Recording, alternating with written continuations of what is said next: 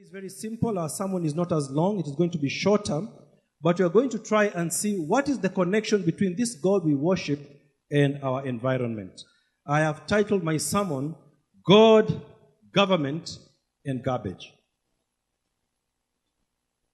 We are reading from Hosea, the book of Hosea, chapter 4. And the Bible says this. Hear the word of the Lord, people of Israel. For the Lord has a case against the inhabitants of this land. He says, number one, there is no truth, there is no faithful love, and there is no knowledge of God in the land. There is only cursing, lying, murder, stealing, and adultery are rampant. There is also an increase of bloodshed, and acts of bloodshed follow one another. Then here is the clincher.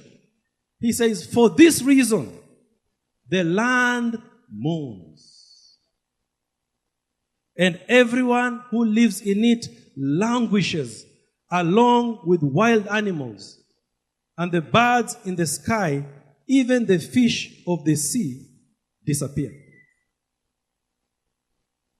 There is a connection between living God, forgetting about God, and pollution and waste and garbage. Every time you see a place dirty, a place neglected, and extreme poverty, the Bible says there is a connection with people who don't care about God. No truth, no faithful love, and no knowledge of God are acts of corruption. Every time I'm driving into Rongai and past wherever we were cleaning yesterday, I feel stressed. I just feel stressed. For some reason, there is jam at that place, so you are forced to slow down. And when you slow down, you ingest a terrible smell. And then I see very good-looking people walking past the market and buying stuff. And I'm just feeling stressed. I feel tired and heavy. I feel like something is wrong.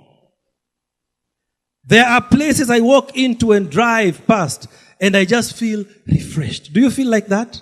You see the green. You see clean water. You breathe in wonderful air, and you just feel rest. My problem is not to see how dirty the place is. My problem is to see good-looking middle-class people who have become used to it. And we think it's okay. That is the real problem. That it doesn't affect us anymore as if something is wrong. I feel that there is a secret around Rongai, and it is so hidden, but I keep wondering, who will solve it? Who will solve it? Every time I slow down there, I ask myself, who will solve this problem? I ask myself, can the business community do it? I ask myself, should Cora do it? I ask myself, should the residents do it? I ask myself, should the church do it? Should the government do it? Should the chief do it? Should the UN do it? Who should do it?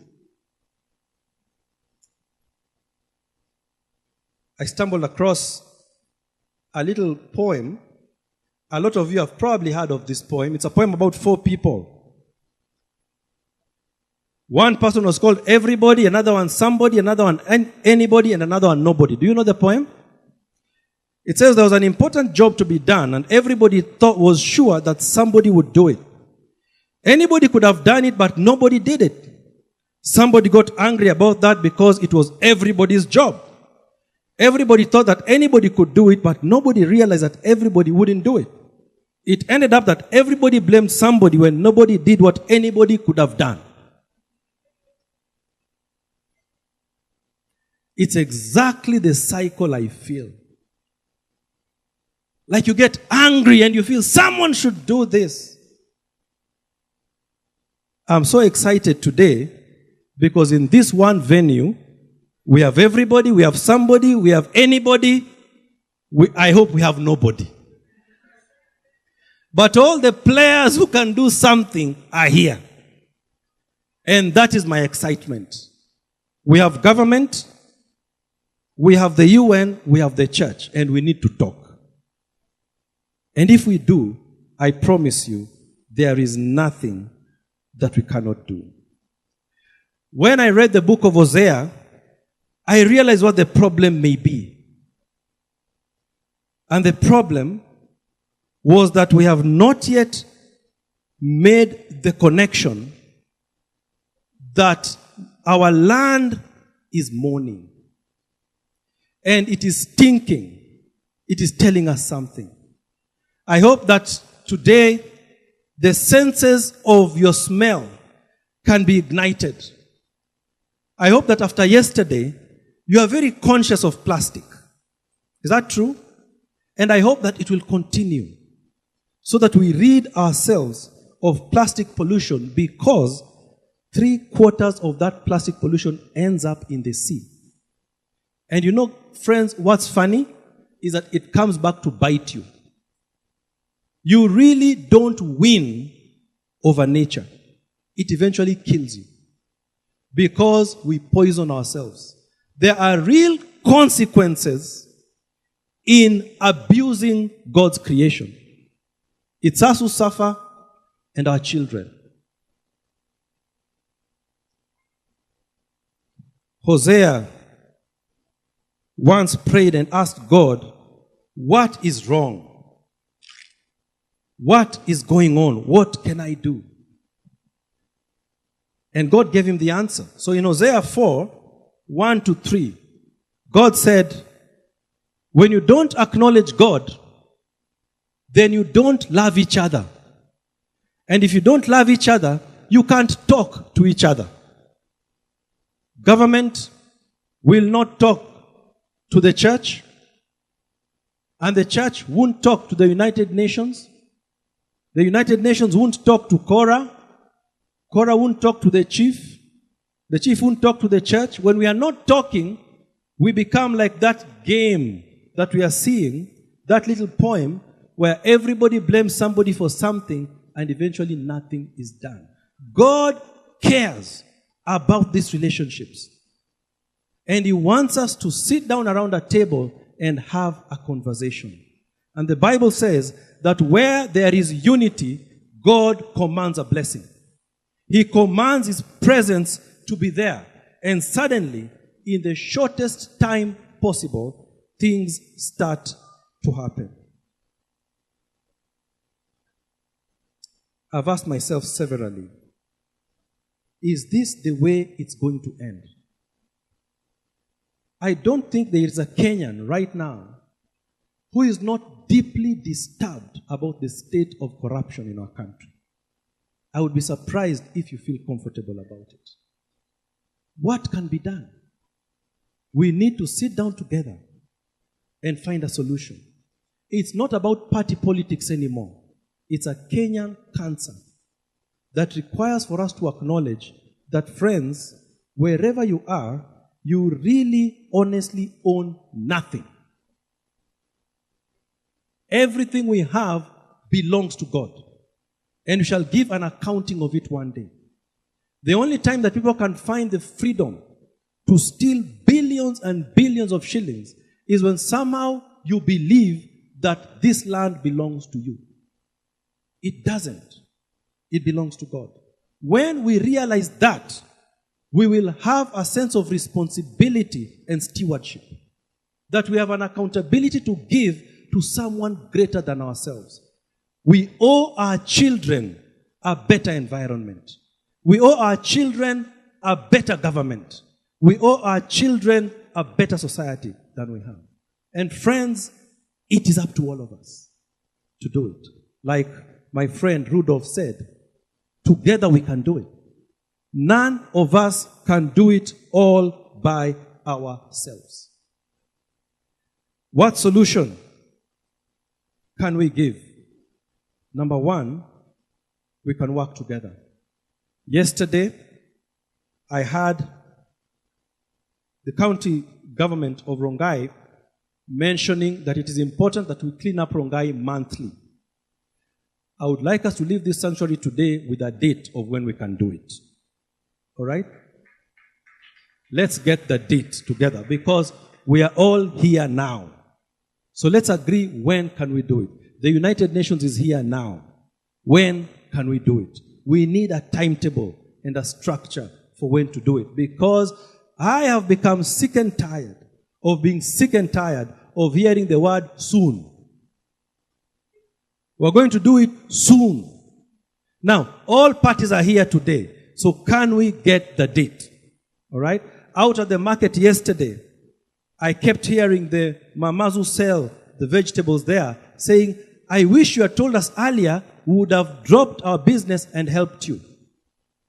That's how we know we are succeeding. So it means that we need to keep doing it. By yesterday, they were assuming, imagine my wife, beautiful as she looks. Some of them were thinking she's from Kanjo. I didn't know whether to get insulted or to walk in humility. But they were feeling that, this is just your job. So, you're just doing your job, you're helping. Friends, we need to change that narrative to stop being something that Kanjo is doing for you to something you need to do for yourself.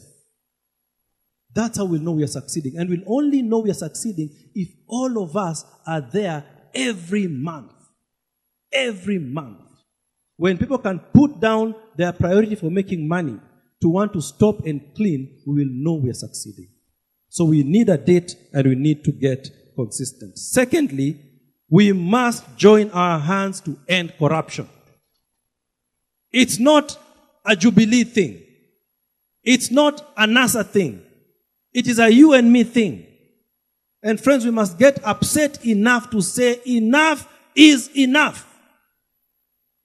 I am really proud of Cora. Cora, we went out to the streets the other day to protest against the bridges that were killing people in Rongai. And we were very upset about it. It caused a traffic snarl up. Friends, until you can stop being comfortable and get off your seats and go out to the streets to stop that traffic, it will not end. It will not end. We have to show, friends, that we are serious. Nobody should continue stealing from your children anymore. The promise is this. If you treat the land well, it treats you back well. If you treat the land badly, it treats you back badly.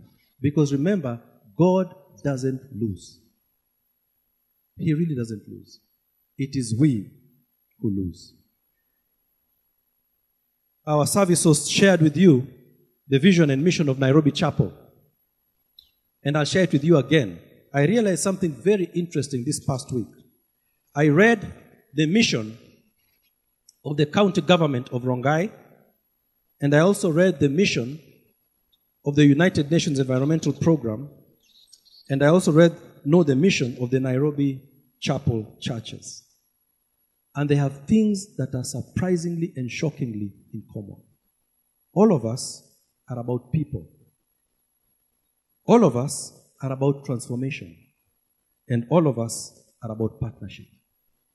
We have those in common. It's very easy for us to do something together. Very, very easy. The mission of the county government of Kajiado is to promote equitable and sustainable socioeconomic development through efficient resource utilization and inclusive participation. That is the mission of the county government of Kajiado. The mission of the United Nations Environmental Program is to provide leadership and encourage partnership in caring for the environment by inspiring, informing, and enabling nations and peoples to improve their quality of life without compromising that of future nations and generations. That is the mission of the United Nations Environmental Program. The Nairobi Chapel Church's mission is growing deep to reach wide. Our desire is to see that each and every person that God brings our way has a life-changing encounter and brings to life and learns to live a life of purpose, that they grow in their relationship with God and become more Christ-like as God's disciples. That's our mission. Now, the even more interesting part is this. The church is about caring for the spiritual nature of our people. We would like that. Government can't necessarily do that. Neither can the UNEP do that. The desire and goal of the UNEP is to give you a habitation that you can live in wonderfully. Is the church interested in that? Of course it is. The desire of the county government is to enforce our laws. Do we need that? We all need each other. So friends, we need each other. It's funny that for the same individual, the church provides spiritual nurture, the UN provides a clean habitat and a home where they can live, and the government needs to provide your security. Don't we all need that? Can you see how terrible corruption is? It takes away all that. So we need to be able to sit together because none of us can do it alone. May the Lord bless you and keep you. Thank you very much.